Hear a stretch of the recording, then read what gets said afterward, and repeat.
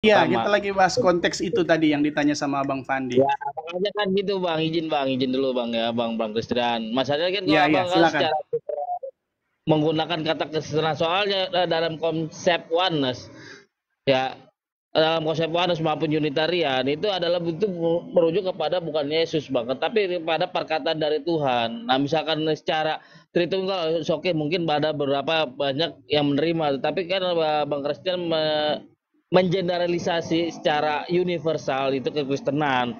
Nah soalnya gini Bang, di dalam Yohanes 1 nomor 18 itu merujuk kepada Tuhan yang Maha Esa karena Tuhan itu tidak pernah kelihatan dalam Yohanes satu pasal tuh atau ya satu perikop. Yohanes 1 ayat 1 konteksnya. Lagi dibahas Yohanes 1 ayat 1 konteksnya. Bukan yang Makanya itu ayat kan dulu lah. 18. Makanya kan secara universal kalau secara dibilang itu nggak oke.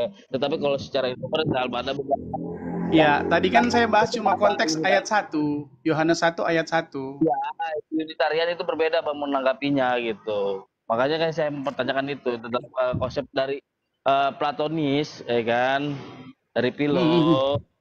Hmm. Nah, makanya kalau Unitarian mengatakan itu adalah firman dari Tuhan, bukan Yesus itu merujukan, tapi Ya, Tuhan karena dari Tuhan. Unitarian ini kan dalam kekristenan masuk ajaran yang keliru dalam kekristenan Protestan. Wah, bukan Protestan seperti menganggap bang. tentang Unitarian ini ajaran Ah, kekeliruan. Serius. Gue nggak iya tahu kalau makanya, Unitarian itu. Hmm. iya makanya kan kalau dibilang secara universal, nanti malah saling membidat-bidatkan gitu. Unitarian membidatkan. Nanti Protestan kecuali tadi kan abang misalkan Bang Kristen mengatakan bila misalkan di Tritunggal oke ada banyak yang menerima lah gitu. Nah misalkan misalkan Yesus itu yang dianggap Tuhan. Hmm? Di dalam 1 Timotius 1:16 itu yang tidak kelihatan itu siapa Bang? Coba bacain yang mana? Ayat mana? 1 Timotius om, 1 pasal Timotius. pasal 1 nomor 16 ya. Terang tidak mengakhiri. Bentar ya, saya masih di 1 Timotius 6 nomor 16. Oh apa 6 tuh bunyinya 16 tuh? berarti. Dialah satu-satunya yang tidak takluk kepada maut, bersemayam dalam terang dan tak terhampiri, seorang pun tak pernah melihat dia. Memang orang tak pernah melihat dia. Segalanya lah hormat dan kuasa kekal. Amin. Nah, oke. Nah, yang saya pertanyakan definisi Tuhan itu bagaimana, Bang? Definisi Tuhan itu bagaimana? Sebelum mengatakan ini Tuhan atau bukan gitu. Oke, Silakan. sebentar begini. Kita harus bahas Tuhan dulu dalam pengertian Tuhan itu kan dalam bahasa aslinya dalam bahasa Yunani disebut Adonai. Adonai bisa disebut. Nah, Tuhan apa kalau Adonai? Elohim bisa disebut Tuhan. Tuhan apa? Nah, apakah itu benar-benar Tuhan atau predikat sebuah nama yang disandang? Gitu. Itu yang saya mau tanya dulu. Karena ada banyak pemahaman tentang Tuhan dalam kekristenan, tapi berbeda arti jadinya. Mau tanya Tuhan yang mana? Tuhan Elohim atau Tuhan Adonai? Makanya kan dibilang Tuhan ini di dalam definisi Tuhan itu apa di dalam bahasa Iya, Indonesia di dalam KBBI Tuhan itu apa? Bapak mau tanya tentang Tuhan Adonai atau Tuhan Elohim? Gini Bang, kalau secara bahasa Ibrani Adon dalam bahasa Ibrani itu merujuk bisa kepada manusia dan kepada Tuhan itu Adon serta Elohim. Itu Kepada apa? Adonai. jamak Kenapa Adonai? Kenapa Adonai Adon merujuk itu kepada siapa? Adon itu bisa merujuk kepada manusia, bisa merujuk kepada Tuhan. Adon itu dari kata Adon. Sedangkan Adonai itu merujuk kepada Tuan, bukan Tuhan. Tuan. Adon itu bisa merujuk Bang, bisa merujuk kepada Adonai. manusia. Adonai itu Iya. merujuk kepada Tuan, bukan Tuhan.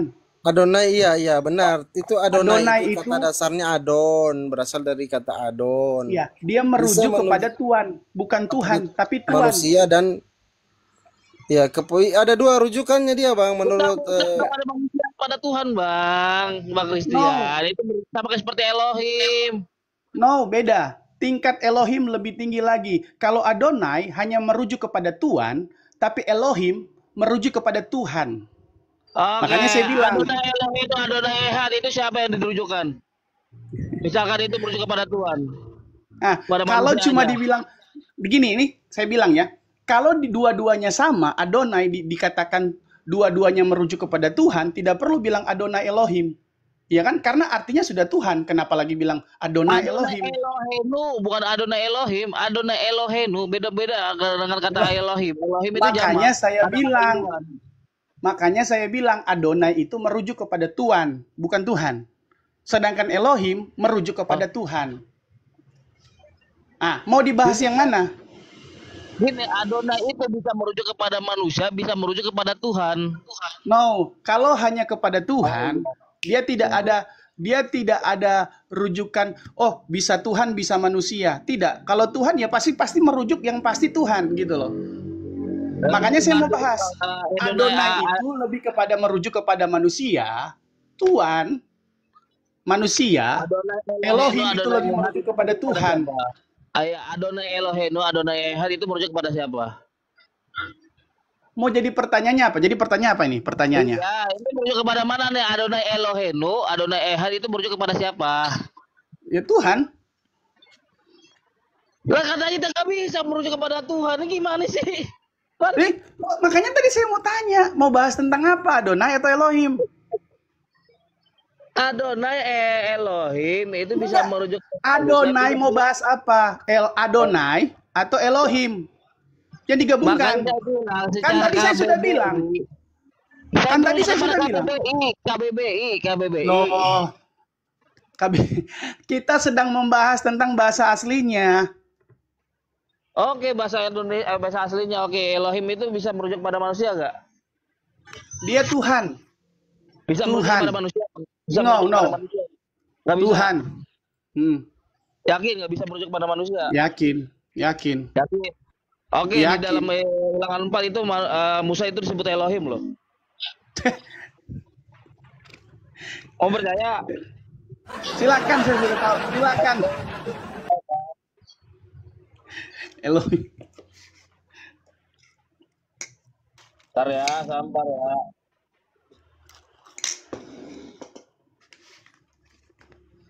Kita lihat pakai bahasa Indonesia, pakai itu ya.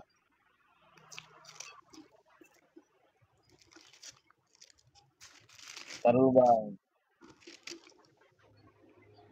Ya, kita isi-isi sedikit ya. Bang Christian pernah dialog sama Advent, Bang.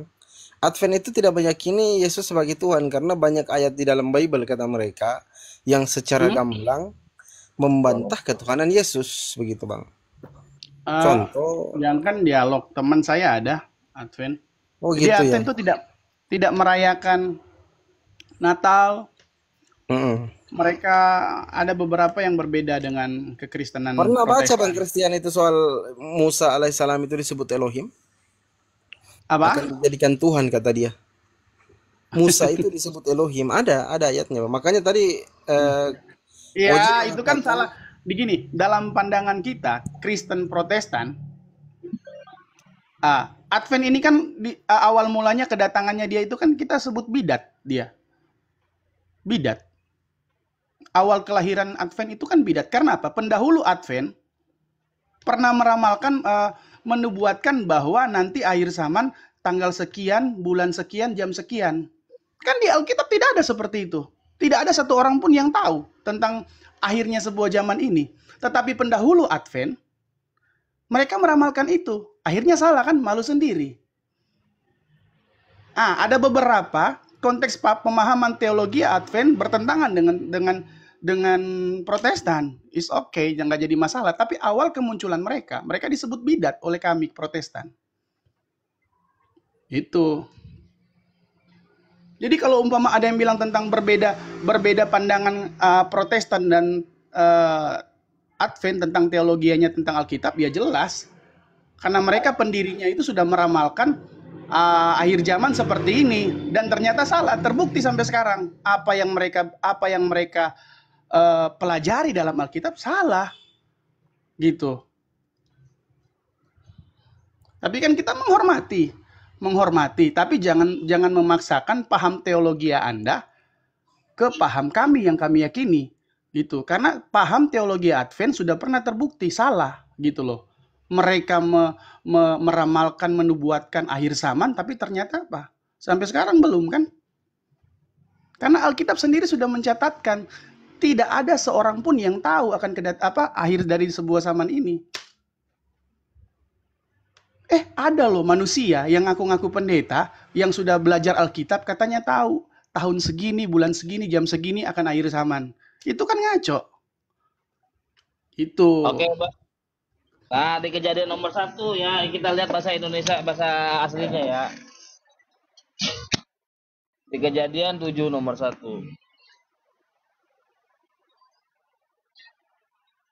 Nggak kelihatan ya? Bentar ya.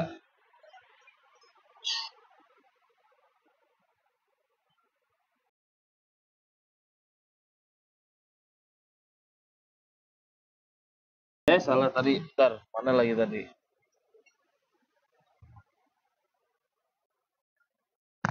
Bentar.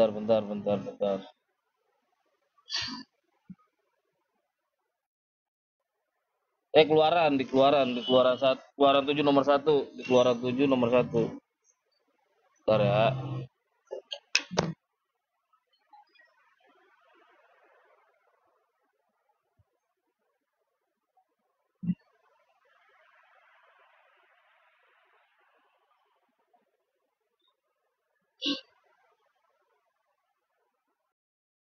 Interlinear Keluaran.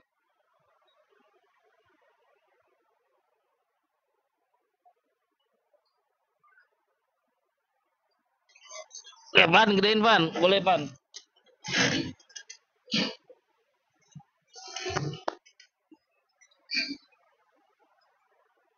Kita pakai Ibraninya ya. Inggris tuh Ibrani. Bentar ya. Kita interlinear. NIV. Interlinear ACT ya. Exodus ya. Exodus.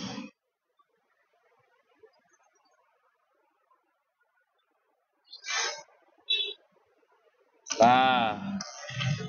Oke, kita lihat ya. Kelihatan nggak, Pan?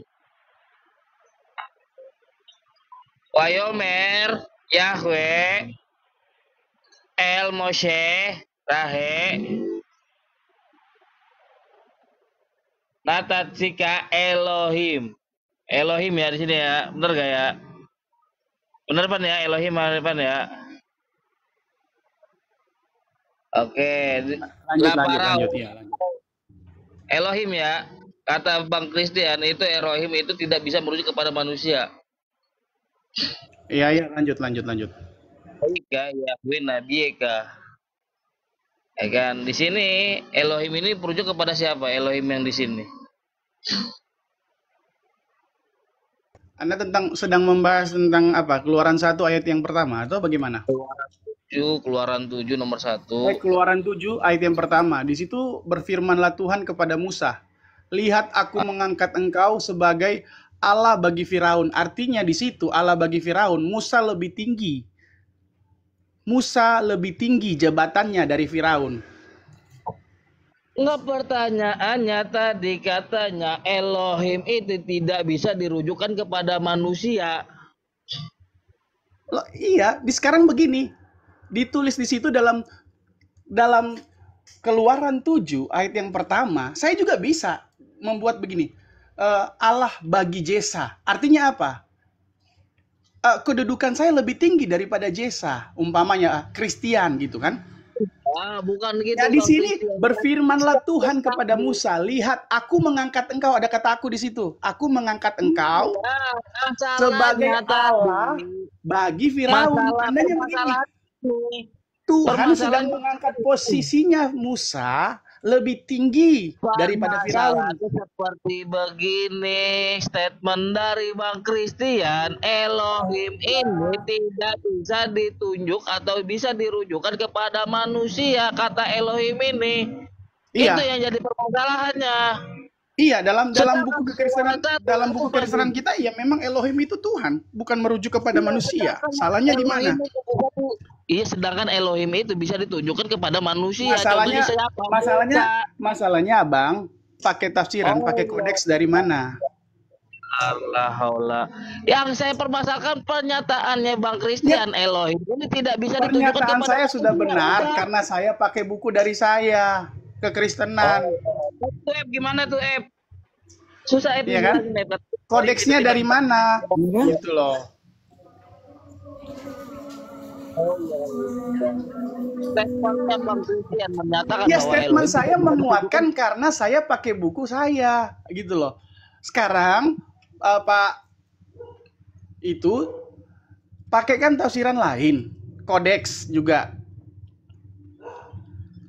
Itu Elohim Bang. Iya, tapi Elohim dalam buku saya itu Tuhan, tidak merujuk kepada manusia. Jangan samakan dong. Ini merujuk Saya ini Biblos. Ini kok Biblos Biblos bukan bagaimana? Anda pakai tafsiran itu kok? bukan tafsiran, ini Biblos. Bukan. Kalau Biblos buka di Alkitab. Nah, Alkitab saya pengertiannya Tuhan dalam pengertian buku kekristenan. Itu Biblos Bang, itu Biblos. Iya, Biblos Mau saya ketemu buku kekristenan. Buku referensi kekristenan Biblos saya, Elohim itu mengacu kepada Tuhan. Adonai mengacu kepada Tuhan. silakan Em, katanya nggak bisa Em, katanya Elohim itu nggak bisa merujuk kepada manusia Em. Silakan Em. Pusing Bang. Ya, Gigi monyongnya itu barangan. Halo, assalamualaikum.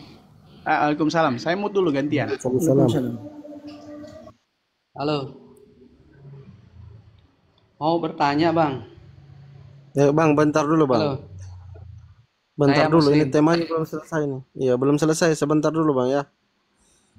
Bang Sweb bisa ditunjukkan, Bang Sweb? Tunggu ntar, aku masih hujan ya. Tunggu. Oh, oke. Elohim itu bisa disematkan kepada manusia, kepada Nabi Musa seperti tadi. Silakan bertanya dulu orang beriman, silakan. Iya, saya bertanya ke teman kita yang Kristen ya. Halo? Ya, gini, silakan. Bang. Silakan. Iya, teman yang Kristen itu kan meyakini Yesus itu kan Tuhan gitu, Bang ya. Iya. Iya, Tuhan bisa mengampuni dosa manusia. Ya, kalau memang Tuhan itu bisa mengampuni dosa manusia, kenapa Yesus menebus dosa manusia harus menyerahkan nyawanya? Gitu. Jadi kalau Yesus itu Tuhan, harusnya akan memberikan ampunan saja gitu. Nah, Oke. kemudian gini Bang ya, kalau memang ya katakanlah harus dengan menyerahkan nyawa. Nah, Yesus itu kan menyerahkan nyawa itu kan kepada manusia, kepada orang-orang Yahudi yang bekerja sama dengan orang Romawi Iya, betul. untuk menyalibkan Yesus gitu. Nah, yang berdosa kan manusia. Kenapa Tuhan itu malah menyerahkan nyawanya ke manusia begitu? Oke. Ya itu aja Bang.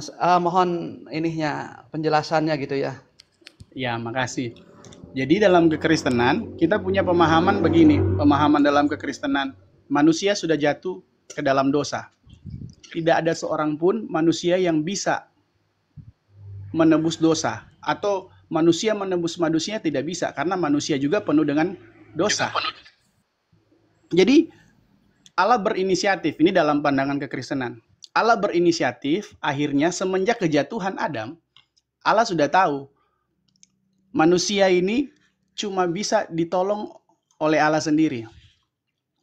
Nah, akhirnya dalam Yohanes 3 ayat yang ke-16, Yohanes 3 ayat 15 atau 16 itu, di situ ada perkataan, karena begitu besar kasih Allah akan dunia ini, sehingga ia mengaruniakan anaknya yang tunggal, supaya setiap orang yang percaya tidak binasa, melainkan beroleh hidup yang kekal. Allah mengaruniakan anaknya yang tunggal. Siapa dalam kekristenan? Anak yang tunggal ini kita sebut Yesus.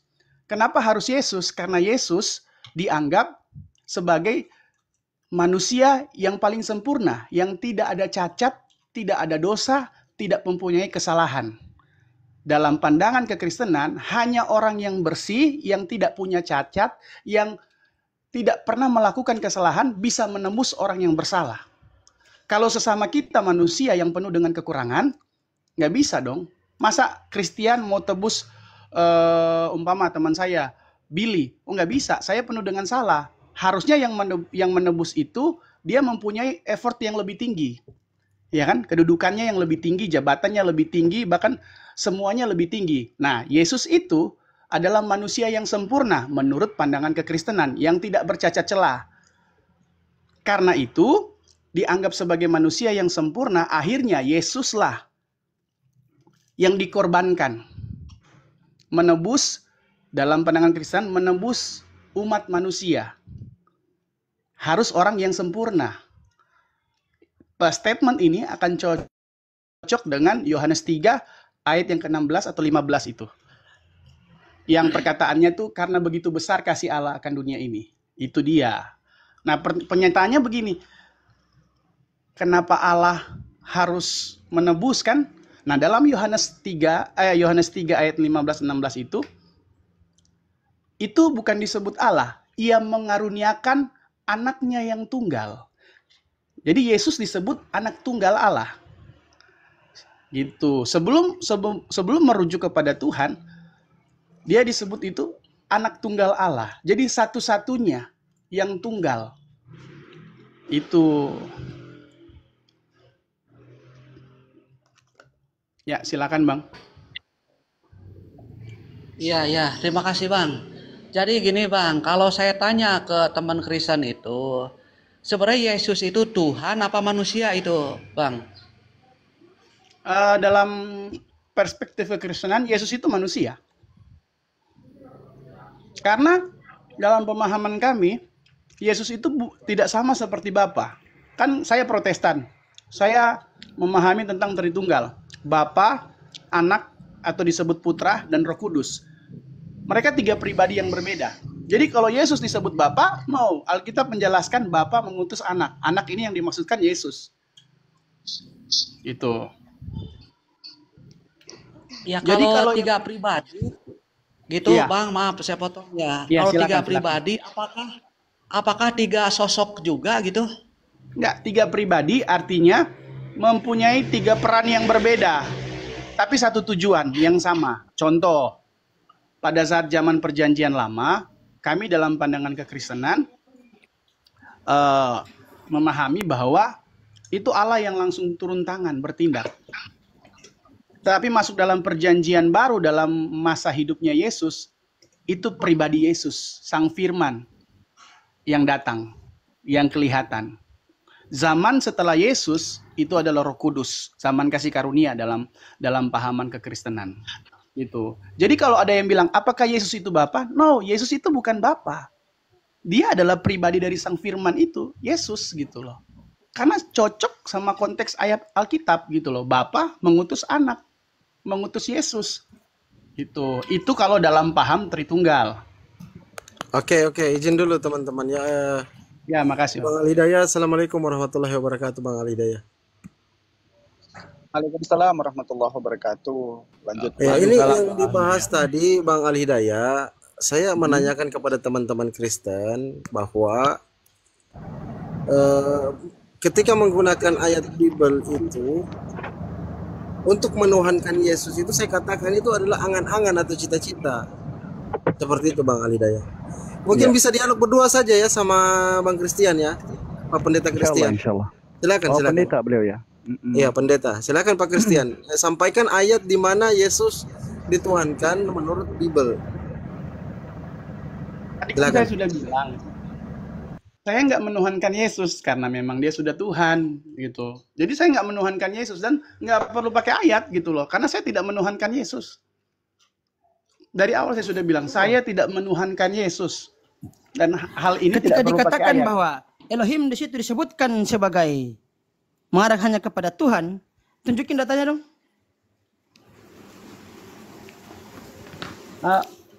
Ini bahas yang mana iya, nih? mungkin bisa ya dibahas dulu yang tadi Bang Christian. Kan tadi Bang Christian Elohim tadi belum selesai. bahwa ya Elohim dulu supaya kita clear dulu di situ, nanti Ya, lanjut Bang kenapa Alhidayah. Elohim? Bisa ditunjukkan mungkin datanya Bang Christian. Nih. Elohim itu hanya merujuk kepada Tuhan, bukan kepada manusia. Silakan. Nih ayat bukan Yohanes, tadi yang Elohim ya. Ayat Besarkanlah dari biar dia Keluaran, open cam tunjukkan data. Keluaran 7 ayat yang pertama.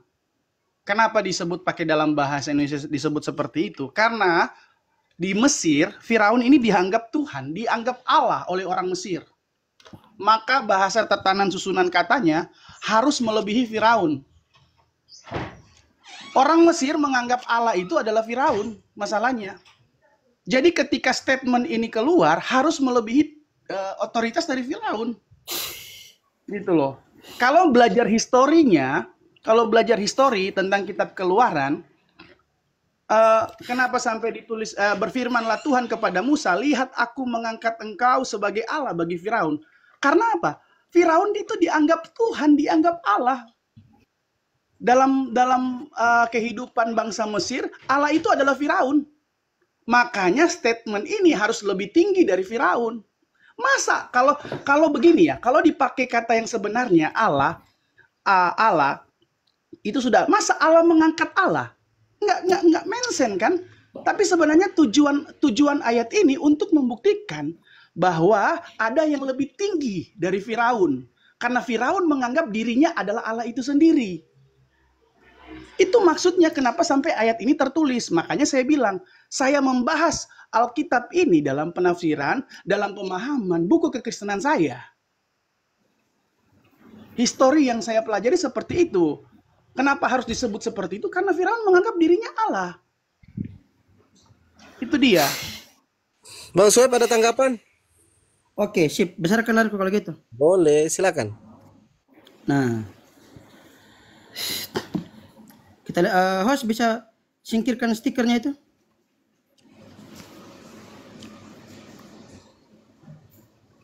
Udah.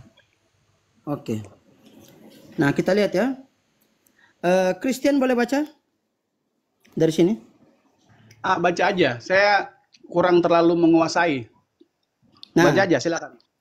nggak bisa baca Ibrani, nggak tahu paham apa-apa terkait dengan bahasa Ibrani, tapi kok menyimpulkan. Saya tahu untuk baca Ibrani kalau saya punya buku. Sampai sekarang pun saya pendeta yang jujur, bukan pendeta yang abal-abal atau itu. Saya harus kalau belajar tentang membaca bahasa Ibrani, saya pakai buku panduan. Oh, berarti Ada pakai buku interlinear panduan ya? saya. Ada buku panduan saya. Tapi Jadi kalau saya tahu, baca tapi saya ini harus bisa mempunyai buku panduan karena saya tidak terlalu menguasai karena setiap masing-masing pendeta. Baca dua kata aja. Baca aja, kan tadi saya sudah bilang dengan jujur. Kenapa harus dipaksakan? Saya harus pakai buku panduan karena setiap pendeta. Loh, baca aja, kalau Bapak tahu baca gitu loh. Enggak gini maksudnya Bang Kristen. Lama Kalau tahayi itu habene hatargum. Ani soal khawi kelawat. Pak, begini. Saya juga bisa, Pak. Saya pakai buku panduan saya, terus saya bilang baca seperti itu. Nah, Saya bisa. kalau cuma pakai buku panduan saya, ya, gini, enak terus SC saya kelas baca 2 pun sambil bisa. ngomong begitu seakan-akan saya tahu gitu. Saya bisa kalau begitu. Berarti ketahuan ya, nggak bisa baca ya? Nah, sekarang coba baca. Coba baca dari mana ke mana? Dari sini. Coba. Coba baca aja, baca dari mana ke mana? Kau yang baca. Alah, Kan tadi kau ada Pak, kutip-kutip bahasa Pak, Ibrani saya tahu titik pembacaannya. Dari mana ke mana? Titik pembacaannya, berarti saya nggak tahu bisa. pembacanya. Baca coba. Coba baca. Kalau gitu coba baca. Ya, coba baca dari mana ke mana titik Nggak. pembacanya. Silakan. Kalau misalkan kamu udah bawa terkait dengan bahasa Ibrani, kenapa kau nggak bisa baca? Kenapa dikasih teks nggak bisa baca? Kan tadi saya sudah bilang, saya harus baca pakai buku panduan. Ya, Iya oh kan? gitu. Kalau Bapak Kalau nggak pakai mengaku buku Bapak panduan, berarti tahu nggak bisa baca dong. bahasa buku Ibrani, tahu Kenapa tentang pada bahasa saat Ibrani, aku tunjukkan bahasa silakan Ibrani baca. yang murni, yang original tanpa ada buku panduan, kenapa nggak bisa baca? Kenapa? Kenapa nggak bisa baca? Ketika nggak Loh, ada buku, karena saya harus pakai kayak buku gini. panduan karena saya bukan ahlinya. Saya ini jujur Pak orangnya, nggak mau sok-sokan begitu karena ada beberapa pendeta yang memang ahli dalam bidang itu, ahli dalam kitab lain, ahli dalam bahasa Yunani Ibrani. Kalau mau dicek-cek aja silakan. Nggak semua pendeta. Gini aja, mungkin dilanjut aja. Bang Kristen nggak bisa baca gitu aja, jujurnya silakan. Tadi saya bilang kan, saya baca pakai buku panduan. Tapi kalau Bapak bilang tahu baca, silakan baca. Saya tahu titik-titiknya kalau mau Jadi kesimpulannya pembacaannya. nggak bisa baca ya Bang Kristen, gitu aja. Saya tahu Silakan. pakai buku panduan. Buku panduan saya. Tapi kalau membaca langsung seperti itu saya tidak bisa. Harus ada buku panduan. Nah kalau Bapak itu Ya udah, bilang berarti nggak bisa. bisa baca, silakan baca. Saya akan ikutin titik-titiknya. Kan kalau cuma baca begitu saya tinggal ambil buku panduan saya, terus saya main baca aja. Seakan-akan saya tahu baca gitu loh. Saya juga Berarti bisa kalau begitu. ya. Berarti ini membuktikan bahwa dia sendiri nggak tahu apa-apa, masih di bawah -0 terkait dengan bahasa Ibrani. Sebab kenapa? Mengutip bahasa Ibrani tapi dia sendiri pun nggak tahu apa-apa dan juga nggak bisa baca. Jelas? Pak, pertanyaan Anda apa jadinya? Nah, mungkin gini Bang, saya bisa ditunjukkan saja langsung bahwa ternyata Elohim itu bisa mengarah kepada manusia. Silakan Bang Soeb. Nah, Dia aja nggak tahu tentang sejarah histori kitab Keluaran. Mau bahas tentang kitab Keluaran. Bayyamer Hashim ilmu syari'in tatikha Elohim li far'u wa Aharon akhiha yihani Baca bukan begitu. Baca bukan begitu. Ya kau diam ini dulu. orang asal-asal Kau diam tahu. dulu makanya. Ya. Udahlah. Bayyamer Adonai el Moshe berkatalah Pak. Adonai kepada Musa. Tunggu Jangan dulu, bukan diam dulu. begitu bacanya buku bahasa Ibrani. Diki Lu pikir gua nggak? di mute dulu. Bukan begitu Mute cara dulu. bacanya. Mute dulu Fandi. Mute dulu. Bang, Itu mungkin loh, suruh dia baca aja ya. Bukan begitu cara Suruh dia baca bacanya. aja. Oke, Makanya dia mau bilang, baca. saya bilang, coba saya mau lihat Anda baca, Suruh dia baca saya aja. ikutin titik-titik pembacaannya. Ternyata Nah. bacanya salah. Berarti kau sok nggak bisa tahu. baca namanya. Coba baca kalau gitu. Salahin Apple, salahin Pembacaannya bukan begitu, Pak. Ada titik-titik aksennya.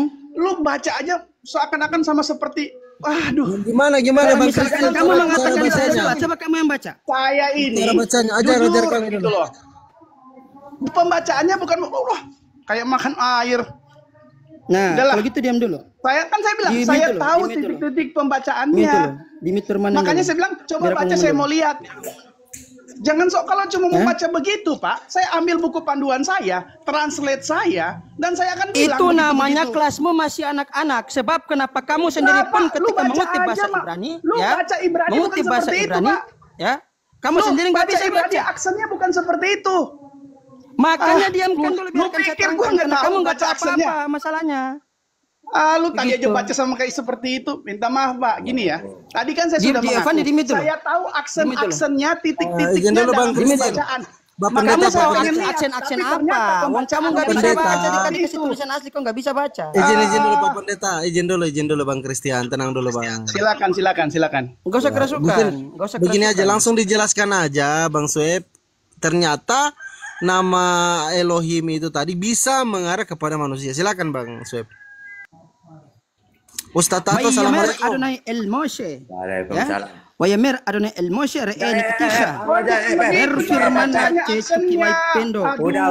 Diam dulu. Suruh baca Ya dulu dia. ampun. Udahlah, Dia jangan suruh sok-sok baca tahu deh dulu, gantian belajar sama bahasa saya. itu. Enggak, kamu gantian Jangan dengan sok-sok saya tahu baca, deh. ayo. Bukan begitu aksen cara bacanya. Ya makanya kasih Coba, tahu coba. bagaimana Diam, caranya. diam Coba. dulu. Kan tadi saya sudah bilang kalau saya mau baca, saya harus Wong punya kamu buku udah panduan. tahu. Kalau gitu di mute dulu, Nyalain Fandi. orang. Biarkan saya terangkan. Kalau nggak usah nggak usah Udahlah, terangkan. lu nggak tahu aksennya bukan seperti itu. Ya udah kalau gitu kita debat face to face, berani? Jangan kayak waria kau. Kita debat face to face. Ya, udah ini. Banyak cakap kau. Aduh, jangan sok pandai, Pak. Jangan sok Udah, pandai. udah. Emang saya Lu pandai, aksennya kenapa? aja tahu. Tadi saya bilang, saya tahu pembacaan aksen titik-titiknya. Ya, Kan, tapi kalau untuk Coba, membaca coba seluruhnya, kasih. seluruhnya Izin dulu, itu izin dulu. saya harus punya buku panduan. Oji, diam dulu Karena Oji. saya bukan ahli di bidangnya. Setiap saya menerjemahkan, setiap Iya, saya di mute dulu, di mute dulu. mengartikan, Kan di mute saya harus dulu. Bang punya buku Christian, Bang panduan. Christian, tenang Banyak dulu Bang. cakap nih. Tenang dulu, Yang Bang. satu ini. Tenang dulu Bang. Coba Abang Christian yang baca coba. Biar kita tahu kan Bang Christian tadi bilang bisa baca. Bukan begitu caranya baca. Coba tunjukkan kepada kami bagaimana biarkan caranya dia baca. membaca. Silakan. Tadi kan saya sudah bilang, saya harus punya buku panduan. Saya bisa baca itu pakai buku panduan. Tetapi lafal pembacaannya bukan seperti itu karena saya tahu titik-titik Oh, bukan aksennya. seperti itu menurut mulutmu, tapi tidak menurut Lah fakta. mulut, ampun, Pak. Sekarang pun kalau saya baca bahasa Ibrani, terus main tunjuk begitu, saya pakai buku panduan saya dianggap pinter, serius. Ya udah kau ambil buku panduanmu ke sini coba. Maaf, saya orangnya jujur. Kalau nggak tahu, saya akan bilang nggak tahu. Walaupun saya Makanya tahu diam harus pakai dulu. buku panduan.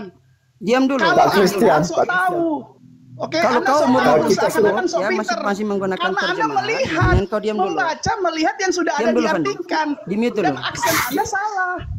Udah dulu Bang Christian. nggak salah, Kalau kata menyalahkan orang gimana yang benar gitu maksudnya. Kalau menyalahkan orang yang benarnya itu bagaimana? Kan seperti itu.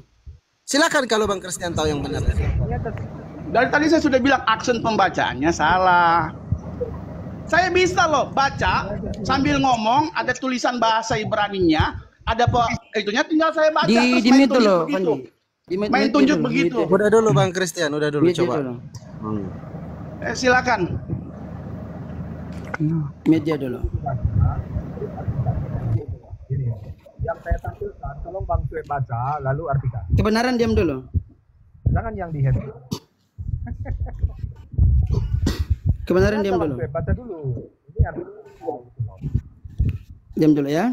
Biar kita tahu Bayamer bahwa Hashim ilmushe ra'ayna tatikha Elohim la far'u wa Aharon akhikha yihin nabi ikha. Berkatalah Elohim kepada Nabi Musa, lihatlah aku telah memberikan kepadamu Elohim untuk Fir'aun, dan Nabi Harun alaihissalam menjadi seorang saudara laki-laki untukmu dan menjadi nabi untukmu. Ya, nah di sini Nabi Musa alaihissalam mendapatkan gelar sebagai Elohim. Ya, nah sebagaimana ya pada Mazmur pasal ke-8 nomor ke-6.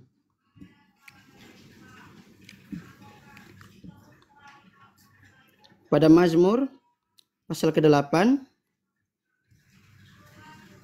Nah di sini. Namun engkau telah membuatnya hampir sama seperti Elohim dan telah memahkotanya dengan kemuliaan dan hormat. Nah ini dalam terjemahan karangan Anwar Chan Kata hampir sama berbeda dengan memang sudah akurat. Bang Christian, ntar dulu nanti ditanggapi. Ntar dulu. Silakan. Nah, kita lihat ya. Nah, ini. Dikatakan begini. Wattakhasyirahu mi'ad me Elohim wa khavot wa hadar ta'attiruhu. Nah, Elohim juga di sini sebagai malaikat. Begitu. Ya, di sini malaikat juga Elohim. Ya. Jadi Elohim itu bisa merujuk kepada manusia, malaikat maupun Tuhan. Begitu. Ya, jadi nggak bisa tipu-tipu di sini. Oke, gini mungkin ini Bang Sueb ada yang mau menguji ini. Setelah diuji Bang Sueb baca Ibrani, Bang Christian juga diuji ya gimana? Bang Sueb siap? Boleh. Oke, Bang Christian habis ini ya diuji sama kebenaran. Silakan Bang Sueb dibaca. Saya harus ambil buku panduannya. Nah, silakan Bang Christian karena ini ujian mau nih. baca yang mana? Ini harus ambil buku panduan saya gitu kan. Nah, silakan. Jadi yang aslinya aja, yang aslinya. Karena saya harus ambil buku panduan saya ribet lagi karena jujur kalau untuk membahas itu dalam bahasa Ibrani itu agak lama. Ini sekarang untuk ini menerjemahkan dalam bahasa Indonesia dan membacanya. Karena harus cek buku panduan satu-satu demi satu huruf per huruf. Ya, saya begitu. Kalau untuk memahami bahasa Ibraninya, bahasa aslinya. Tapi yang saya mau tanggapi di sini adalah di kata yang disebut itu tuh hampir sama. Apakah hampir sama merujuk kepada yang memang sudah sama? Tidak. Makanya tadi saya bilang statement saya. Mesir itu Firaun dianggap Allah. Makanya harus ada yang lebih tinggi dari Firaun posisinya. Maka Musa ini dibuat hampir sama seperti Allah. Itu kan bahasa aslinya, itu bahasa Indonesia yang dibaca. Hampir sama, apakah dia sama? Tidak. Itu bukan keluaran, itu bukan keluaran. Enggak. Baca lagi. Di dalam Keluaran 7 kan tadi lagi bahas Keluaran 7 ayat 1. Baru disinggung lagi. Di dalam ayat mana itu? Hampir sama. Mengacu kalau kata hampir sama, itu tidak sama. Menyerupai, tapi tidak sama. Kebiasaan Jadi, kali teman tingkatan Kristen di situ tidak tahu itu ayat tetapi dia menjabarkannya. Bang Christian, coba fokuslah kepada satu-satu, Bang. Agar iya, ada makanya kan tadi ditunjukin ayatnya. Ayatnya yang bilang hampir sama sekarang itu gini, gimana? Bang, ya. Apakah kamu Itu sependapat sama Bang dia yang Said punya sendiri ayat yang tadi yang dia mengeluarkan jabarkan, ayat, Bang? tapi tidak ada ilmu yang pasti kata yang bilang dia sama. Iya. Sekarang coba saya mau tahu dulu. Apakah Bang Said tadi salah ketika menampilkan ayat? Loh, karena menurut saya, kalau saya dari awal statement saya jelas, itu bukan Allah. Jelas tapi mutar-mutar. Sekarang saya tanya, apakah yang Bang Soeb baca tadi itu salah? Salah aksennya. Oke, salah. Salah Oke, sekarang berarti kamu yang berkumpulan berkewajiban untuk membaca dan kasih tahu bahwa Soeb itu salah. Nggak salah, aksennya bukan begitu aksennya, pembacaannya. Ya, oke. Mana Iya, ada karena saya kau belajar nggak tahu bahasa apa Ibrani itu namanya. sama Udah, kau dosen udah tua, saya nggak bisa baca. baca tuh bukan seperti itu. Ada Iya, orang iya, yang baca sama seperti bahasa Indonesia Bang, gitu kan. pendeta Terus langsung Christian. tunjuk-tunjuk begitu. Iya, iya. Nggak ada begitu. Pendeta Christian tuh gini. Saya Ya, juga di sini biar sebagai kita suruh pelajar. dulu Bang Sueb baca yang saya tampilkan tadi, gitu aja. Sekarang coba Biar pendeta nanti Christian kita dulu Bang bacakan Christian, ke Bang kami Sueb. apa yang dibacakan sama Bang Sueb tadi. Untuk jadi edukasi sama kita Iya yang jemaat kan? awam ini. Biar saya tampilkan Silakan. ayatnya, Bang Sueb baca dulu, artikan gitu. Kemudian Nah, dulu ntar saya juga kebenaran. harus tes kebenaran ya. Satu-satu dulu. Kebenaran juga saya tes. Ya. Oke, silakan coba gini Alidaya, Bang Alidaya ini mau menguji Bang kebenaran.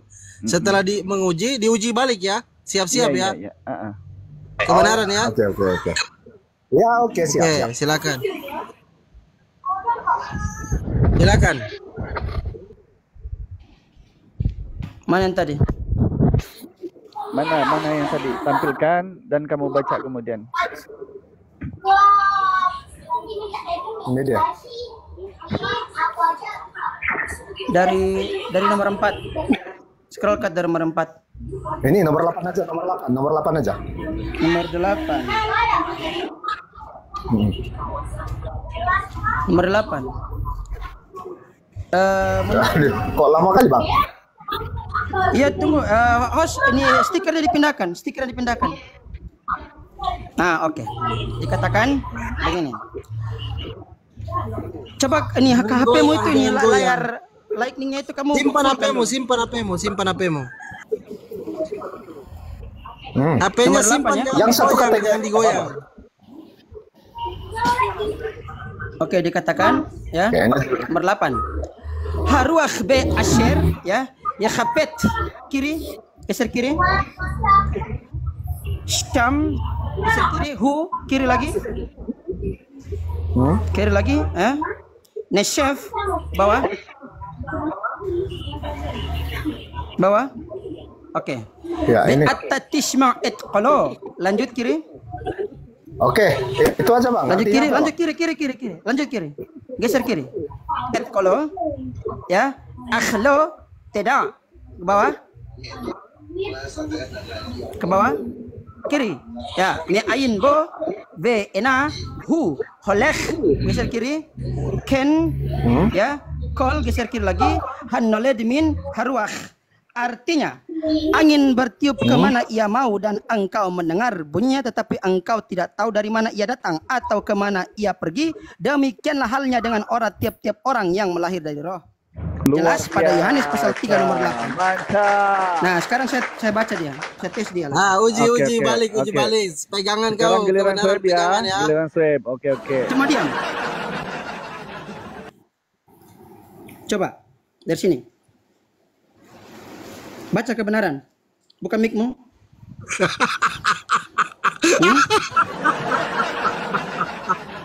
Ini kebenaran apa kebohongan nih ya? Kebohongan ini.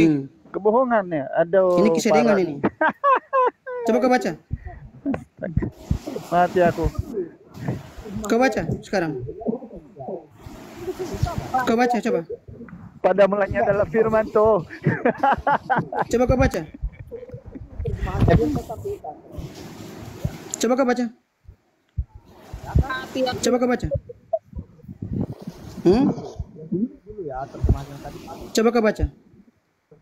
Kau baca, suaramu kecil itu. Coba yang lain mute, coba yang lain Yang lain mute, Kasih- cuma mute. Supaya tidak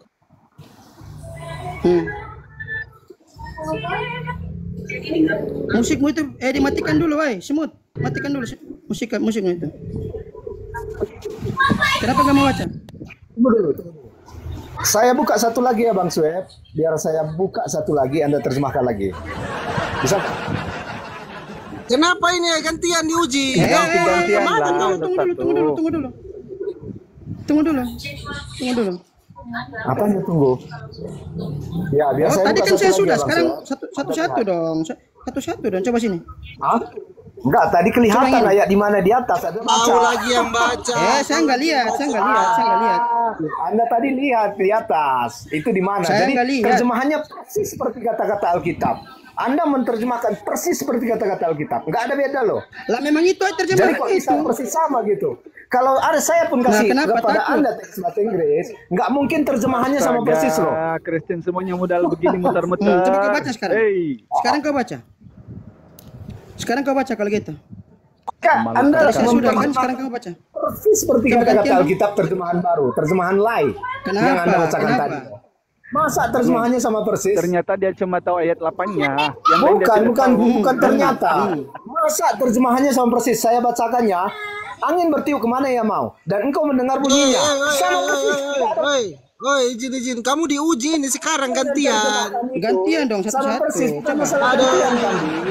Di sini masalah kejujuran. Nggak usah lari kemana-mana, gantian. Sekarang kamu lagi. Enggak lari. Nah, coba. Kok terjemahannya sama persis? Bisa baca tidak?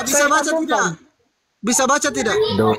Kok bisa sama persis terjemahannya loh? Tadi saya kali ini, aduh. Kok memalukan sih? Anda yang memalukan. Kenapa kok sama persis? Itu pertanyaannya. Makanya kau baca dulu tadi kan saya sudah. Penting kan saya sudah bisa baca, terbukti kan? Nah, coba kau baca. Terbukti. Anda tadi melihat Yohanes 3 di atas kan? Jadi Anda melihat ke ayat 8-nya. Itu menurut. Saya uji lagi. Saya uji sekali lagi. Oh, uji. Saya dulu dong, gantian coba. Ini kau bisa baca nggak? Anda tadi kelihatan John 3 itu. Pasti Anda kelihatan John 3-nya. Kok bisa sama persis terjemahannya? Kok nggak ada perbedaan gitu loh? Nggak mungkin Anda memperjemahkan persis terbukti karena kau misalnya nggak bisa kan? Oke, Anda nggak jujur Bang Sueb ini nggak jujur. Beneran itu bukan biblos. Ya, permasalahannya itu yang tadi lu tampilan biblos yang ditampilkan Sueb itu bukan biblos. Paham nggak? Saya tampilkan tadi Yohanes 3 ayat 8. Terjemahannya persis seperti kata-kata di Lai. Jadi kok bisa persis sama gitu loh? Itu yang saya tanyakan. Kalau cuman Ibrani, saya punya di sini ada di sini. Ya. Masih kurang. Apa lagi kau? Mau kemana? Nggak lolos kalian di sini. Lengkap. Macam-macam. Kita dapat face to face gini loh Bang.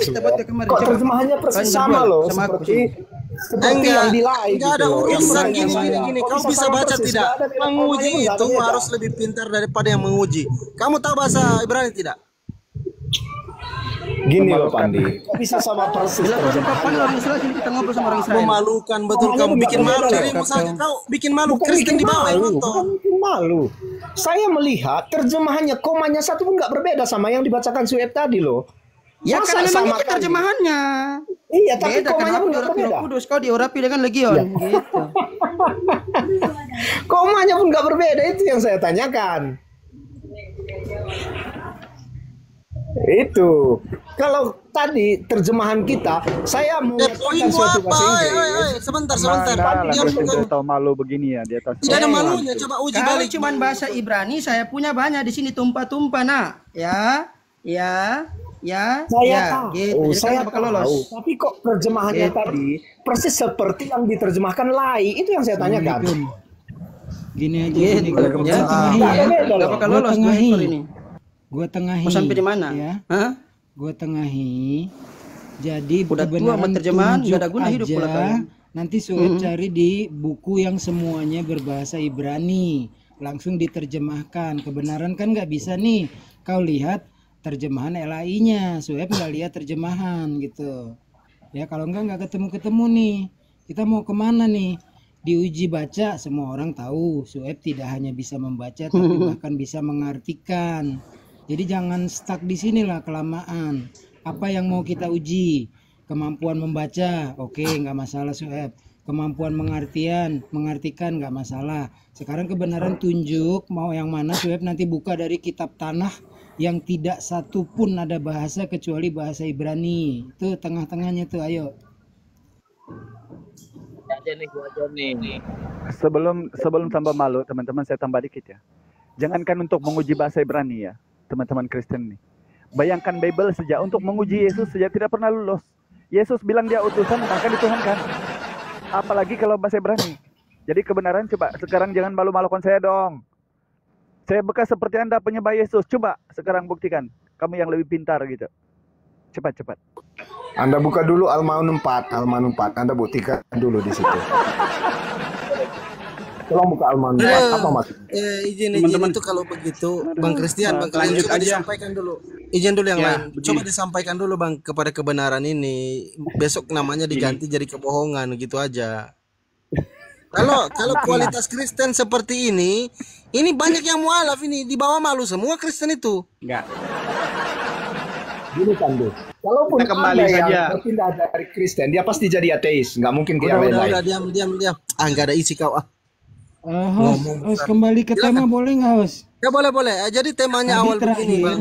ya aku Ustaz. ngikut kok. Aku ngikut di Oh, tadi siap. menyimak. Ya. Jadi, Mungkin izin begini ya. teman-teman. Ustadz Unggul sama Al Hidayah sama Ustadz Tata mungkin nanti bisa ganti-gantian. Tadi temanya di dalam Bible itu ketika kita memaksa Yesus jadi Tuhan itu adalah sebuah cita-cita atau angan-angan. Nah silakan teman-teman Kristen menunjukkan beberapa ayat nanti dibantah oleh teman-teman Muslim menggunakan Bible sendiri ketika mengatakan Yesus Tuhan, tunjukkan datanya seperti itu, silakan. Tadi yang dia kutip adalah Yohanes pasal 3 nomor 8. Nah sekarang saya baca lagi dalam bahasa Sanskerta. Aduh kalian berdua kalau segini sama gua, aduh. Kalau kita debat face to face 2 lawan 1 kayak kalau dua umbi-umbian kayak gini. Buat Itu nangis. benar. bahasa Tamil ya. Yohanes 3 Sanskerta. ayat ke Ya, 16. dikatakan begini, ya. Dikatakan di sini, ya. Begini, sadaga triyam di samit cati tasya meva di shivati tuam tasya swanam sunosi kintu sakuta ayati kutra yati wa kimapina janasi tadwat atmana sakasat sarwesam manujanam janma bhavati. Gitu, lincah dong. Oke. Kalian berdua udah tua, gak ada guna sama teman hidup. Talentanya Morris Web memang luar biasa ya. Tapi kita back to topik Mau bahasa ya. apa? Ibrani, Begini, Nani, Aramaik sini, kan tutup mata ke tangan, berani. kita ada 2 orang nih tamu nih ya, Pak Christian dan Pak Kebenaran. Jadi kita atur waktunya supaya masing-masing pihak punya kesempatan. Kalau saya nih modelnya suka bertanya, tapi juga suka ditanya balik. Jadi nggak cuma saudara-saudara kita Kristen yang ditanya. Tadi terakhir, koreksi saya kalau salah. Konteksnya adalah mengenai konsep untuk apakah misi Yesus diturunkan ke bumi. Itu boleh nggak bicara konsep seperti itu, Pak Christian? Silakan. Lanjut Ustaz. Kalau boleh saya lanjut. dulu. Lanjut, Nggak, silakan. saya tanya dulu sama, boleh ya.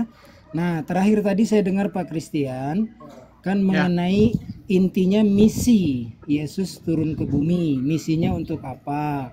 Nah kemudian ada kawan kita tadi yang dari Islam bertanya, kenapa kok masalah pertobatan tetapi harus dengan pengorbanan tubuh Yesus. Nah sekarang kita bicara konsep. Di dalam konsep perjanjian lama Pak, sepanjang yang saya tahu tidak ada penebusan dosa dengan kurban atau tumbal darah manusia. Sebentar ada truk lewat.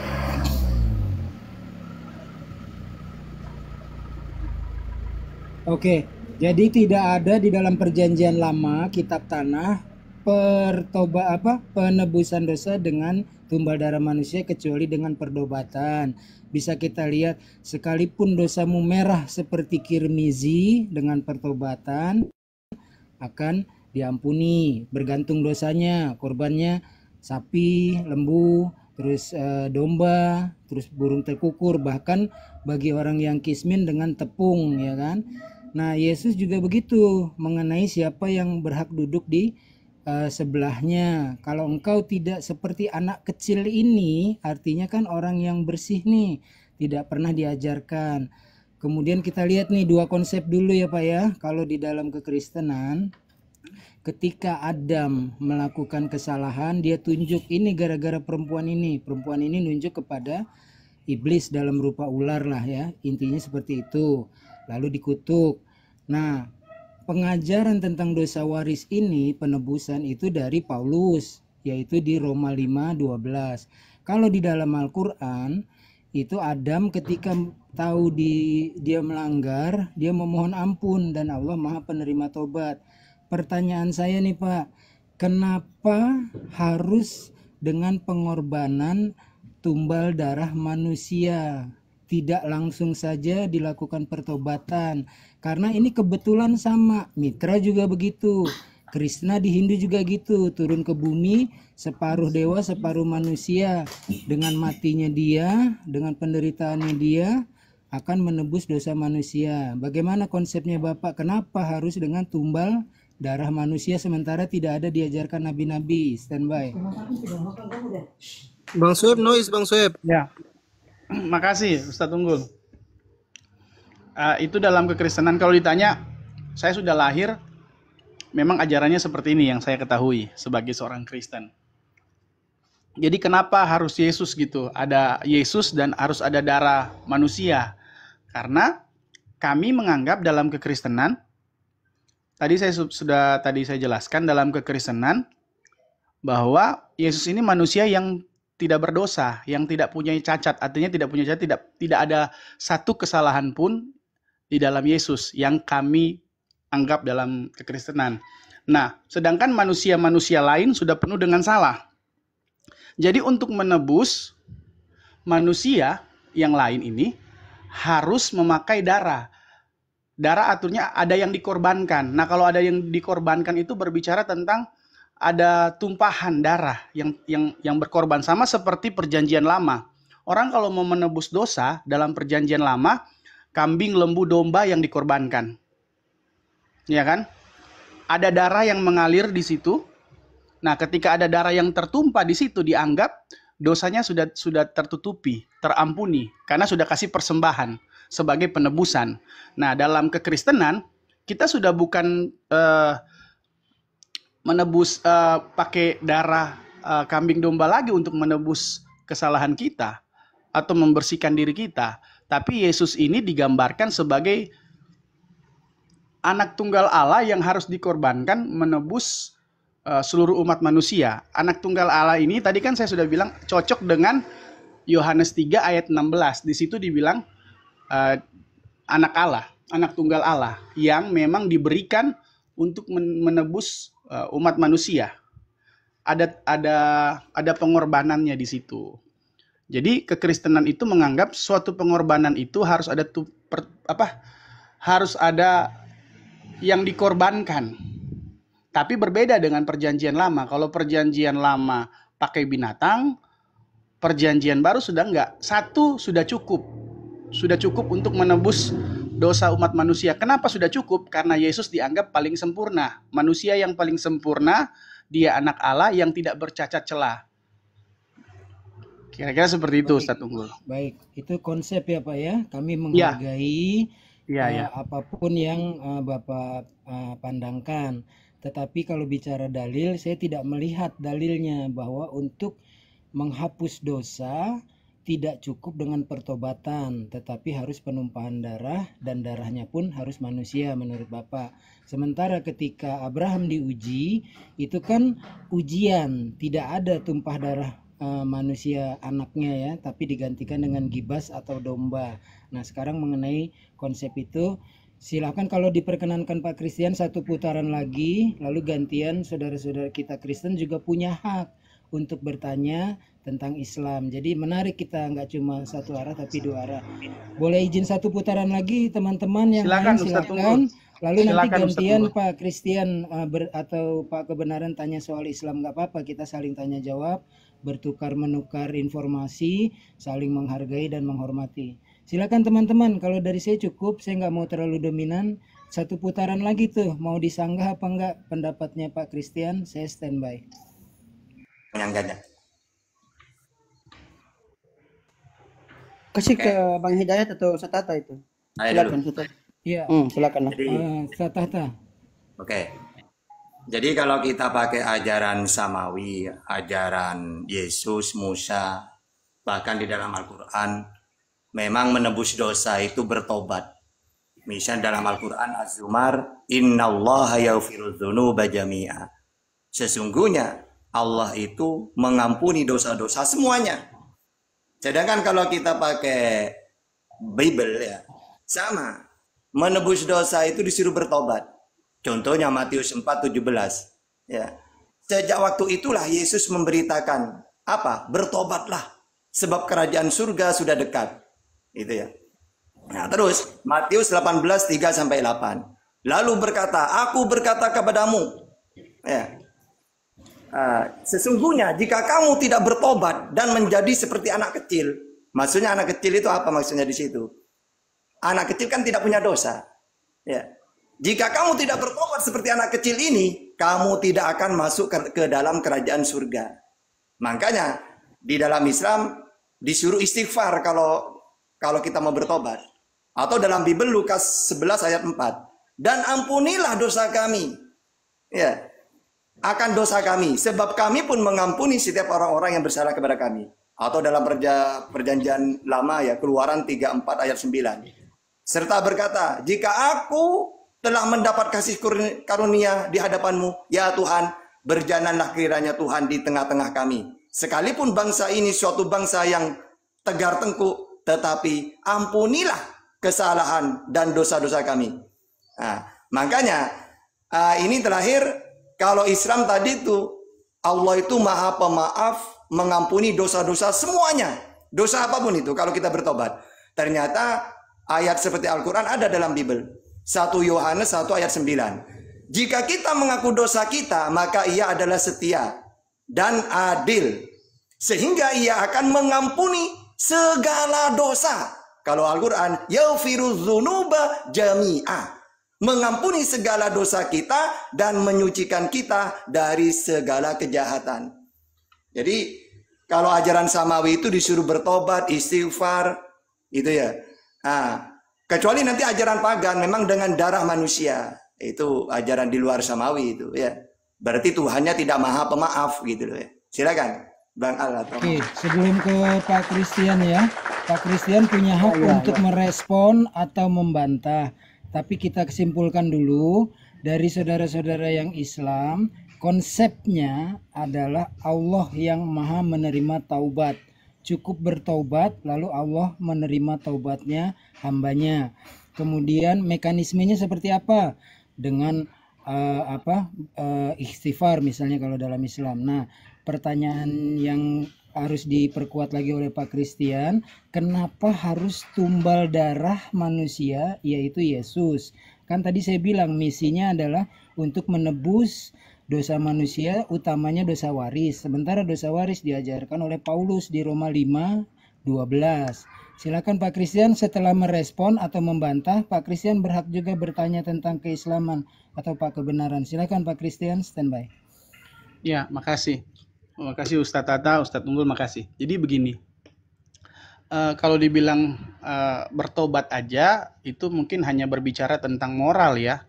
Buat saya, pemahaman saya dalam kekristenan, itu hanya berbicara tentang moral. Karena umpama contoh, yang dulunya tadi pemabuk, dia sadar bahwa pemabuk ini nggak bagus buat kehidupannya, bahkan buat sekitar orang lain, lingkungannya, akhirnya dia berhenti.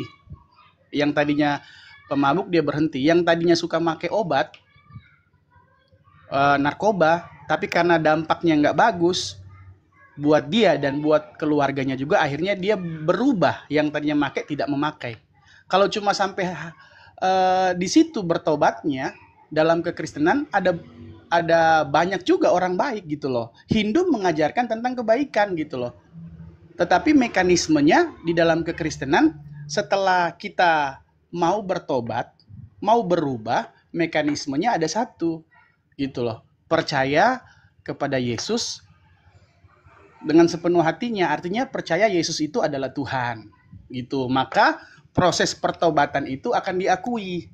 Kalau hanya sekedar bertobat, artinya berubah, yang darinya dulu dari baik menjadi dari jahat menjadi baik, Hindu juga mengajarkan tentang kebaikan gitu. Mekanismenya adalah harus percaya Yesus itu adalah Tuhan dalam kekristenan. Dialah yang menebus dosa kita. Nah, masalahnya dalam kekristenan ada juga yang bilang itu dosa waris ataupun tidak. Saya salah satu Kristen yang menganggap itu bukan dosa waris, tetapi dampak dari dosa itu. Contoh begini. Kalau dosa waris artinya begini, bapaknya yang berbuat kejahatan, anaknya yang nanggung. Yo, umpamanya begini. Bapaknya membuat kejahatan, bapaknya korupsi nih. Bapaknya dimasukin penjara, anaknya juga dimasukin penjara. Padahal kan itu perbuatan bapaknya. Itu disebut dosa waris yang harus ditanggung. Kekristenan yang saya anut bukan seperti itu, bukan dosa waris, tapi dampak dari dosa. Contoh, umpama bapak saya korupsi, ditangkap dong, ditangkap karena sudah korupsi, ditangkap oleh KPK. Dampaknya apa buat saya? Dampaknya mungkin aset-aset dari keluarga saya itu disita. Dampaknya mungkin karena sudah disita, berarti harta kita berkurang. Karena ada sitahan itu. Dan otomatis kalau harta kita berkurang, kita sudah nggak kaya. Sudah tidak seperti dulu. Itu dampaknya dari kesalahan yang dulu. Gitu, ada dampaknya. Nah, masuk dalam kekristenan, Adam berbuat dosa. Apakah dosa Adam kita yang tanggung? Tidak. Tapi dampak dari dosa perbuatan Adam itu kena dampaknya buat kita, gitu loh. Karena Alkitab menjelaskan Adam berbuat dosa yang tadinya Adam itu dipermudah oleh Allah, dia tinggal makan semuanya dicukupi di taman. Tetapi karena perbuatannya yang tidak baik, akhirnya dia diusir. Sehingga apa? Manusia harus berjerih payah, bekerja untuk mengusahakan makanannya. Dan seorang perempuan harus berjerih payah itu, bersusah payah untuk melahirkan. Saya tadinya berpikir begini, coba ya Adam nggak buat dosa, mungkin kita nggak sesusah ini untuk cari makan. Bahkan perempuan pun untuk melahirkan tidak sesusah ini. Tetapi karena Adam sudah berbuat dosa, dampaknya kita juga yang terima. Tapi dosa Adam bukan kita yang nanggung. Kira-kira seperti itu dulu, sampai di situ. Oke, baik. Jadi kita catat ya, yang digarisbawahi oleh Pak Christian adalah dampak dari dosa yang dilakukan oleh Adam, ya, sehingga kita keturunannya menerima dampaknya. Lalu mekanismenya harus dengan penebusan tumbal darah berupa Yesus yang tertumpah darahnya. Kita catat dulu teman-teman ya, tapi beri kesempatan juga saudara-saudara kita Kristen bertanya. Silakan Pak Christian mau bertanya balik tentang Islam, tapi usahakan satu tema, jadi nggak melebar jauh. Silakan Pak Christian pertanyaannya. Ya, makasih Ustadz Unggul sudah diberikan kesempatan, tapi mungkin teman-teman sudah tahu saya nggak mau bertanya itu karena biasanya orang yang sudah tahu tanya, dia juga itu kan. Saya nggak mau menyerang, intinya saya nggak mau menyerang. Ya, oke. Nggak apa-apa, bukan saling menyerang, kita bertanya jawab. Tapi nggak apa-apa kalau Bapak nggak mau. Barangkali Pak Kebenaran ada mau pertanyaan tentang Islam, usahakan satu tema ya, sehingga tidak terlalu jauh kita melebar. Silakan Pak Kebenaran, standby. Oke. Saya ini saja sih. Apakah artinya dosa di dalam Islam itu sendiri? Apa itu dosa dan apa saja yang diperlukan di dalam Islam supaya masuk ke dalam sorga ataupun firdaus yang disebut di dalam Alkitab sendiri. Kalau keislaman saya nggak tahu istilahnya sorga atau apalah. Tetapi apakah artinya dosa itu di dalam Islam sendiri dan bagaimana apa yang diperlukan bisa masuk ke dalam kerajaan sorga itu ataupun yang disebut apapun istilahnya dalam Al-Quran. Itu saja. Siap. Dicatat ya, jelas. Silakan Moresueb, Ustadz Tata atau Bang Hidayah atau Lintang. Saya standby. Nah, oke, sip. Thank you. Ini terkait dengan pengorbanan dosa ya. Ini dari pihak kekristenan menunjukkan ketidakpahaman mereka atas apa yang disampaikan oleh orang-orang Yahudi ketika memahami konsep penebusan dosa. Mau resep, kita tidak dari perspektif kekristenan, tapi Pak Kebenaran nanya definisi dosa menurut Islam dan bagaimana mekanismenya sehingga kita diridhoi untuk masuk ke dalam jannah. Silakan. Dari perspektif Islam. Tadi kan dia mau tanya ini, dia jelaskan tadi kan itu kan yang terkait dengan itu penebusan dosa kan? Iya, tapi dari perspektif Islam dia bertanyanya. Kita pengennya menjawab. Tadi kan Ustaz Tata sudah jelaskan. Oke, ya udah. Oke dah, lanjut. Oke, nah. Kita lihat ya dari pertama sejarah pengorbanan. Host bisa berbesar saya lagi?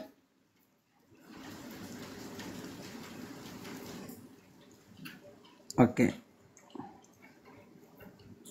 Ya, sip. Saya pakai langsung dari otoritas Chabad ORG yang asli dari penyanyi Yahudi. Saya meminta dari Islam dulu, jangan dulu kerasukan. Enggak, saya enggak kerasukan loh, Bang. Tapi dari burung merpatinya ditahan dulu. Iya. Bisa enggak? Tadi tadi menjelaskan dari Alkitab kan. Bang Sueb silahkan jelaskan dari Al-Qur'annya, jangan dari Alkitab. Lah ini juga Alkitab. Ya kan saya pakai orang Yahudi karena kalian kan numpang di perjanjian lama kan? Tuh, ya. Aduh, kalau Diskusi yang itu baik, diskusi yang baik. Gak usah panik. Perjanjian lama di sini ada kok. Ibrani semua di sini. Gak usah panik, tenang aja, ya. Gitu. arti dosa itu di dalam Gak usah Al-Qur'an. pakai bahasa-bahasa gitu bang, yang baik aja. Gitu ya. Jadi burung merpatinya ditahan dulu nak, ya. Ntar besok kita ke Posyandu nanti. Dalam sejarah Gitu, yang pengorbanan, baik, yang baik. dalam sejarah pengorbanannya, nah, dikatakan Begini saja Bang Sueb, saya permisi aja. Ini kayaknya kalau melihat Alkitab. astaga naga ular di talaga. Hei, diam dulu. Saya bertanya di dalam Kalau kau Al-Qur'an. cuma pengen cari berantem, dengan kita ketemu kita berdebat face to face kayak kemarin. Banyak cerita kau ini. Aduh, susah ya. Oke, terima kasih lah. Terima kasih Bang Fandi, terima kasih semua ya. Diam dulu. Saya- Udah tuh rumah terjemahan hidup pula kau. Nah, history of sacrifice, sejarah pengorbanan, dikatakan sacrifice have long been part of Jewish and human history. The Bible records that Cain and Abel, son of Adam and Eve, broke sacrifice to God. Cain from the rich fruits of the ground and Abel from the choicest of his sheep. Noah sacrificed animals and birds to God. Upon leaving the ark after the great flood, at the binding of Isaac, Abraham broke a ram as a burnt offering in a place of his son. Artinya, pengorbanan dosa telah lama menjadi bagian dari sejarahnya orang Yahudi, dan manusia dalam Tanakh mencatat bahwa Kain dan Habil, anak dari Nabi Adam dan Hawa, mempersembahkan korban kepada Hashem, Kain dari hasil tanah dan Habil dari hasil domba pilihannya. Nabi Nuh alaihissalam mengorbankan hewan dan burung kepada Hashem setelah meninggalkan bahtera setelah banjir besar. Pada saat pengikatan Nabi Ishak alaihissalam, Nabi Ibrahim alaihissalam membawa seekor domba jantan sebagai korban bakaran menggantikan putranya. Dari dalam sejarahnya orang Yahudi tidak pernah ada menggunakan darah manusia, apalagi manusia dikeroyok, ya, terus digantung, nggak pernah ada. Anda jelaskan apa, Sueb? Anda jelaskan itu apa? Saya bertanya dosa di dalam Al-Quran sendiri. Lah Kok Anda kalian kan cuma Bapak, sini menggunakan biar aku manusia kan? bantu, Maurice Web ya. Begini. Jangan dulu Kalau di diganggu. dalam perspektif Islam, ya ini saya jelaskan sebenarnya tadi udah sama Ustaz Tata, cuma kita pertegas lagi lah ya. Yang dimaksud dengan dosa yaitu intinya saja ya, simple lah ya. Melakukan pelanggaran apa yang dilarang atau tidak mengerjakan apa yang diperintahkan. Itu definisinya dulu tuh. Lalu kemudian bagaimana mekanismenya sehingga kita tidak dalam tanda petik murka Allah ya, yaitu dengan pertobatan. Karena tadi dalilnya sudah kuat dari Ustaz Tata, sesungguhnya Allah itu Maha Penerima taubat. Seberapapun besar dosa, seberapapun banyak dosa, Izin mau Allah dengan nanti. Ya, oke, sedikit aja ya. Nah, kemudian mengenai bagaimana supaya bisa masuk ke dalam jannah ya. Tentu semua domainnya Allah, ridhonya Allah. Tetapi juga saya jelasin Pak Tunggu. Oke, lanjutlah standby. Ya, yang noise di mute ya, yang noise di mute. Lanjut silakan. Teman-teman sambil tap-tap layar ya, teman-teman. Ini. Di bawah. Silakan Ustaz Tata. Jadi benar ya bahwa di dalam Islam itu ada dosa, ada pahala. Kalau dosa itu tindakan yang melanggar norma atau aturan yang telah ditetapkan oleh Tuhan. Misalnya Tuhan menetapkan tidak boleh membunuh, tidak boleh judi, tidak boleh minuman air keras. Nah, sehingga kalau kita melakukan itu aturan Tuhan, dosa kita. Kebalikannya kalau kita melakukan yang dituntun oleh Tuhan, perintah seperti berbuat baik, maka itu pahala. Gitu ya. Makanya nanti patokannya masuk surga itu pasti pertama mengenal Tuhan dulu. Wa basyiril ladina amanu, berilah kabar gembira kepada orang beriman. Maksudnya beriman kepada Allah sebagai satu-satunya Tuhan, ya, dan beriman kepada Nabi Muhammad sebagai utusannya Allah. Wa amilu sholihat, dan melakukan amal soleh, perintah-perintah itu, kebaikan itu. Karena nanti kita akan dicatat, gitu loh. Sekecil apapun perbuatan kita itu akan dicatat. Makanya dalam Al-Quran, wa wudi al-kitab fatarul mujrimina musyfiqina mimma fihi wa yaquluna Wa yaquluna ya wailatana ma li hadzal kitab la yughadiru saghiratan wala kabiratan illa ahsaha. Dan diletakkanlah kitab catatan amal, lalu engkau akan melihat orang yang berdosa merasa ketakutan terhadap yang tertulis di dalamnya.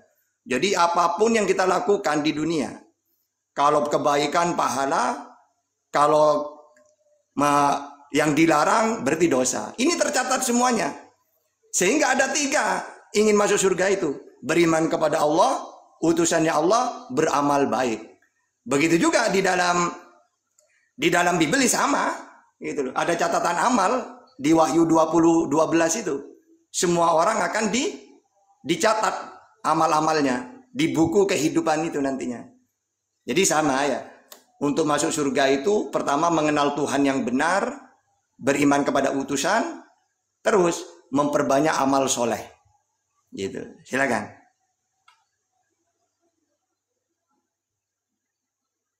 Ya, silakan revitalnya dari Pak Kebenaran, standby.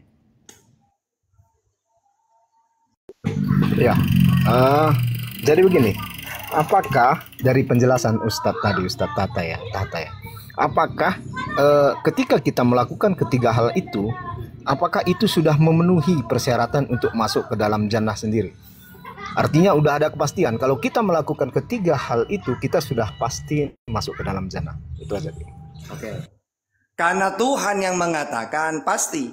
Wa basyiril ladzina amanu wa 'amilus solihati anna lahum jannah. Al-Baqarah 25. Dan sampaikanlah berita gembira kepada mereka yang beriman dan berbuat baik, bahwa bagi mereka disediakan surga-surga yang mengalir sungai di dalamnya. Ini kan dari Allah, pasti. Ayatnya jelas, wa basyiril ladzina amanu wa 'amilus solihati anna lahum jannah, surga. Silakan.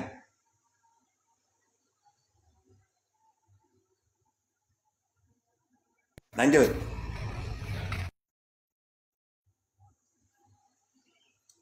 Atau dalam hadis, kullu ummati yadkhulunal jannah illa man aba. Setiap umatku pasti masuk surga, kecuali yang tidak mau. Siapa yang tidak mau, ya Allah? Ketika Rasulullah ditanya, siapa yang tidak mau? Man ata'ani dakhalal jannah. Barang siapa yang taat kepadaku masuk surga. Wa man asoni, barang siapa yang tidak taat ke neraka. Jadi kullu ummati di situ pasti masuk surga, kata Rasulullah.